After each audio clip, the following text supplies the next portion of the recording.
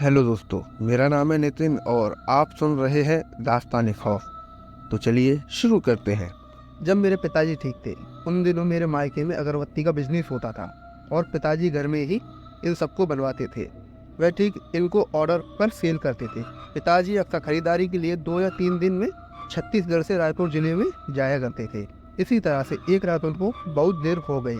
यूँ मानिए उनकी ट्रेन छूट गई। उस वक्त दूसरी ट्रेन से आए जो कि रात को 12 बजे की थी, लेकिन किसी कारणवश वह ट्रेन भी 2 घंटे लेट हुई, जिसकी वजह से पिताजी 2 घंटे और लेट हो गए। सबसे बड़ी बात, हमारे घर के थोड़ी ही दूरी पर रेल की पटरी है और रेलवे बिजली का ऑफिस भी है। उस दिन रात करीब 10 या 11 बजे किसी लड़की की आवाज आ रही थी, मानो जैसे दर्द में चीख रही हो। उसकी आवाज को हमने तकरीबन 2 बार सुना। यह आवाज बिजली ऑफिस की तरफ से आ रही थी। एक बार को तो हमें ऐसा भी लगा कि शायद कोई लड़का होगा जो कि पटरी पर चलते चलते ऐसी ही मस्ती कर रहा होगा। हम चुपचाप सो गए क्योंकि पिताजी ने कॉल करके बताया, मैंने माल ट्रांसपोर्ट में डलवा दिया है और मुझे आने में देर लगेगी। बाकी मैंने आपको पिताजी के बारे में पहले ही बता दिया। हालांकि पिताजी जब ट्रेन से उतरे तो उन्होंने सोचा कि मैं अगर सड़क से गया तो ज्यादा दूर पड़ेगा, इसलिए उन्होंने पटरी आने का फैसला किया, जो कि मेन रोड से आधे घंटे का रास्ता, अगर पटरी के रास्ते से हो तो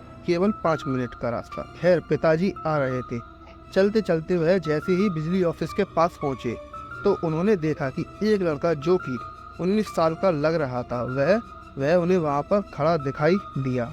एक बार को तो उनको लगा कि शायद कि कोई चोर उचक्का होगा। उसे देखकर पिताजी डर भी रहे थे क्योंकि उनके पास 10 या 15 किलो का सामान था। वही अगरबत्ती का उनको डर था कि कहीं वह लड़का छीन न ले और साथ ही कहीं मारपीट न करे। सही मायने में बताऊं तो टाइम और जगह ऐसी ही थी कि चिल्लाने के बाद भी कोई आने वाला नहीं था। खैर, पिताजी ने अपने चलने की स्पीड तेज की। वह ठीक उस लड़के से आगे निकल गई, लेकिन उस लड़के ने पिताजी को आवाज दी। कहने लगा, अंकल जी सुनो, अंकल जी मेरी बात सुनो। पिताजी ने एक बार भी जवाब नहीं दिया। उसने फिर से कहा कि अंकल जी मेरी बात सुनिए, एक बार प्लीज इधर आइए। पिताजी ने दोबारा इग्नोर किया। वह इतना डर गए कि डर के मारे अपना सामान वहीं छोड़ दौड़ते हुए भागकर घर आ गए। उनको देखकर हमें बड़ा अजीब सा लगा। वह एकदम पसीने पसीने हो चुके थे। उन्होंने घर पर आकर यह सारी बात हमें बताई।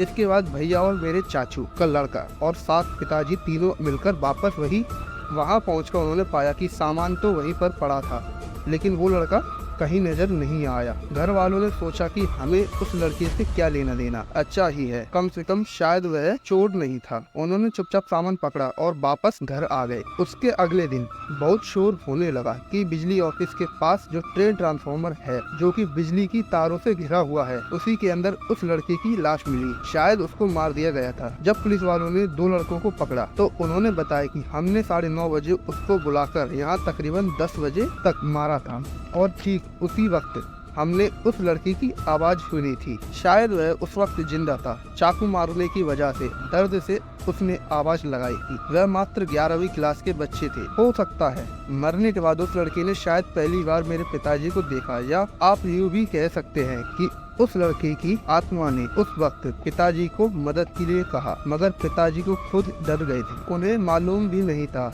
यह किस्सा अभी कुछ ही घंटों पहले का है। शुक्र है पिताजी को उस दिन के बाद से कुछ भी नहीं हुआ। बस इतनी ही थी मेरी ये कहानी। तो कैसी लगी आपको इनकी ये कहानी, कमेंट सेक्शन में जरूर बताना। मिलते हैं एक और नई कहानी के साथ। तब तक अपना और अपनों का ध्यान रखें। धन्यवाद।